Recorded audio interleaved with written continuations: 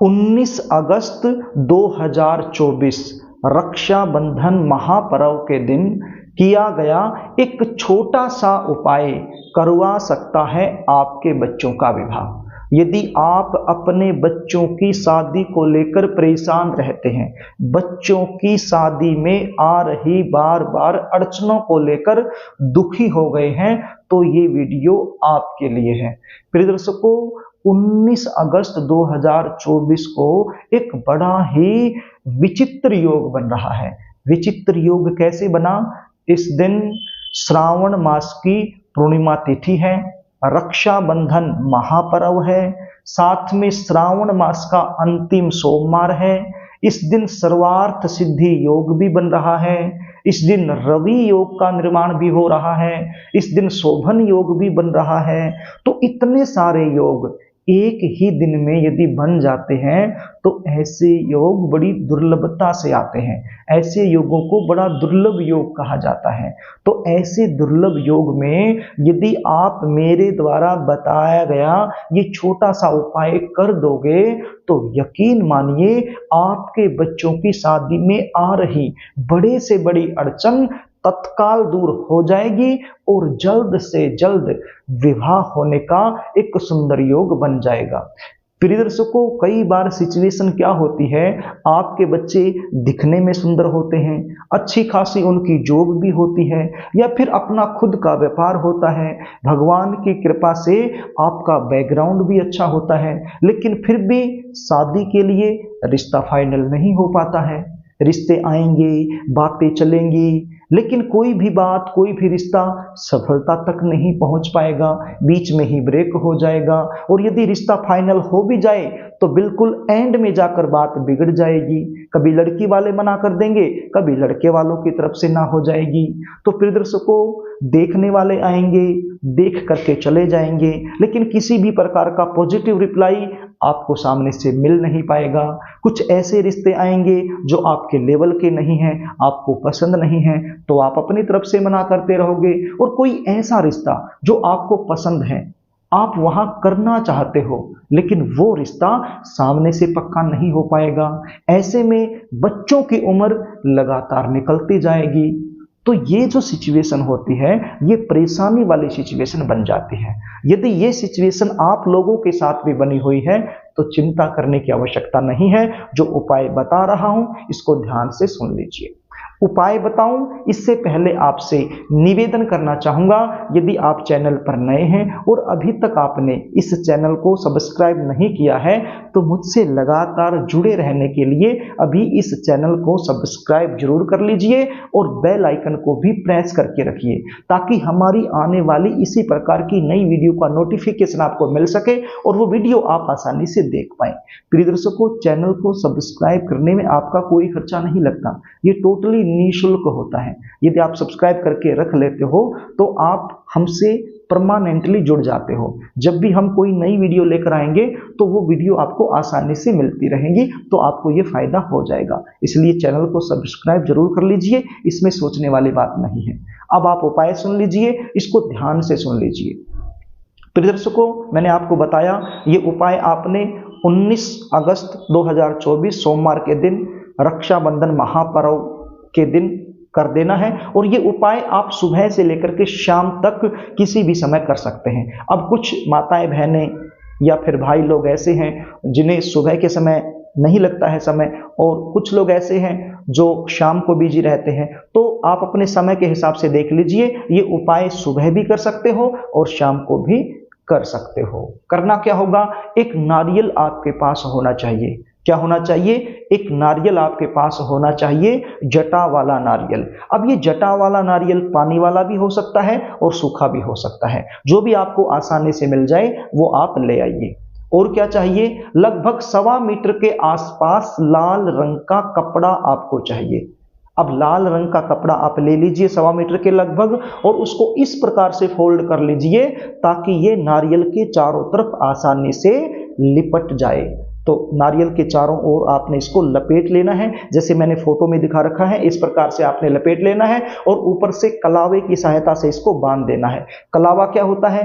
कलावे की फोटो भी मैंने स्क्रीन पर दिखा दी है। रक्षा सूत्र के रूप में जो हाथ को बांधा जाता है, जिसको मोली बोलते हैं, कुछ लोग कलावा भी बोलते हैं, तो ये कलावा इस नारियल के ऊपर यानी कपड़े के ऊपर आपने बांध देना है ताकि ये कपड़ा खुल ना पाए। और क्या करना है? एक भोजपत्र आपके पास होना चाहिए, 10 रुपए का भोजपत्र, जहां से पूजा का सामान मिलता है वहां से आपको आसानी से मिल जाएगा। और क्या चाहिए? पीले रंग का चंदन आपके पास होना चाहिए। ये पीले रंग का चंदन भी जहां से पूजा का सामान मिलता है वहीं से आपको मिल जाएगा। तो 10 रुपए का भोजपत्र, थोड़ा सा पीले रंग का चंदन, ये भी आप अपने घर में ले आइए। इस पीले रंग के चंदन को एक कटोरी में डालकर थोड़ा सा पानी मिलाकर इसका पेस्ट बना लीजिए, इसका घोल बना लीजिए। और एक माचिस की तिल्ली ले लीजिए, माचिस की तिल्ली के एक साइड में थोड़ी सी रुई लपेट लीजिए और इस पीले रंग की चंदन से, इस माचिस की तिल्ली की सहायता से भोजपत्र पर सबसे पहले लिखिए शुभ विवाह। क्या लिखना है? शुभ विवाह। उसके बाद आपने लिखना है बच्चे की उम्र। अब आपको बता दूं, ये उपाय यदि बच्चे खुद करना चाहें तो खुद भी कर सकते हैं, तरीका यही रहेगा, और माता पिता करना चाहें तो माता पिता भी कर सकते हैं, तरीका यही रहेगा। तो सबसे पहले लिखा शुभ विवाह, उसके नीचे लिखा बच्चे का नाम और उसके नीचे लिखना है बच्चे की उम्र। वर्तमान समय में जो उम्र बच्चे की चली हुई है वही उम्र लिख देनी है। सपोज कीजिए आपका बच्चा 27 साल का हो गया है और 28वें साल में चला हुआ है, तो फिर 28 साल। यदि 30 साल का हो गया है, 31वें साल में चला हुआ है, तो फिर 31 साल। तो इस प्रकार से आपने लिख देना है वर्तमान समय में जो उम्र आपके बच्चे की चली हुई है। यदि आपको फिक्स डेट ऑफ बर्थ नहीं पता है, कितनी उम्र में चल रहा है फिक्स नहीं पता है, तो फिर अंदाजे से भी आप लिख सकते हो, आईडीए से भी आप लिख सकते हो। लिखने के बाद इसको आपने सुखा लेना है, या तो पंखा चला दीजिए या फिर बाहर हवा में इसको सुखा लीजिए। ये 1-2 मिनट में सूख जाएगा। फिर इसको आपने फोल्ड कर लेना है। फोल्ड करने के बाद आपने नारियल और कपड़े के बीच में इसको दबा देना है। जो कपड़ा नारियल के ऊपर आपने लपेट रखा है उस कपड़े में इसको दबा देना है, नारियल और कपड़े के बीच में, ये अच्छे से दब जाएगा। अब आगे क्या करना है? इस नारियल को आपने लेना है और आपके आसपास कोई भी शिव मंदिर है वहां पर आपने चले जाना है। शिव मंदिर में जाने के बाद जहां पर शिवलिंग की स्थापना कर रखी है वहां पर आपने बैठ जाना है और अपनी मनोकामना बोलते हुए ये नारियल आपने शिवलिंग पर अर्पित कर देना है और अपने बच्चों की जल्दी शादी होने के लिए शंकर भगवान और मां गौरी से प्रार्थना करनी है। उसके बाद आपने मंदिर में ही बैठकर एक मंत्र का जाप करना है। मंत्र क्या रहेगा? ओम गौरी शंकराय नमः, ओम गौरी शंकराय नमः। इस मंत्र का जाप करना है 108 बार। यदि इतना समय आपके पास नहीं है तो कम से कम 21 बार इस मंत्र का जाप जरूर करना है।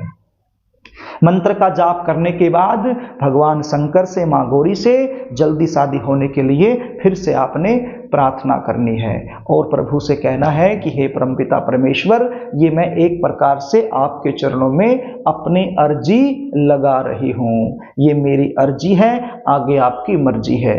बहुत दुखी हो गई हूँ बच्चों की शादी को लेकर। नींद आना भी बंद हो गया, भूख लगना भी बंद हो गया। दिन रात एक ही चिंता सता रही है कि बच्चों की शादी कब होगी, बच्चों की शादी कब होगी। इस चिंता से मुझे आज़ाद करें और मेरे बच्चों के लिए कोई न कोई अच्छा मनचाहा रिश्ता आ जाए, ऐसी आप मुझ पर कृपा करें। तो हाथ जोड़ करके भाव से, हृदय से, समर्पण भाव से आपने प्रार्थना करनी है। यदि आपकी प्रार्थना में भाव होगा तो आपका ये छोटा सा उपाय चमत्कार कर सकता है आपके लिए। आपके बच्चों के शीघ्र विवाह के लिए ये एक प्रकार से रामबाण सिद्ध हो सकता है। तो इस प्रकार से ये उपाय आपने कर देना है। यदि उपाय आपको समझ में नहीं आया है तो इस वीडियो को 1 से 2 बार देख लेना, अच्छे से आपको समझ में आ जाएगा।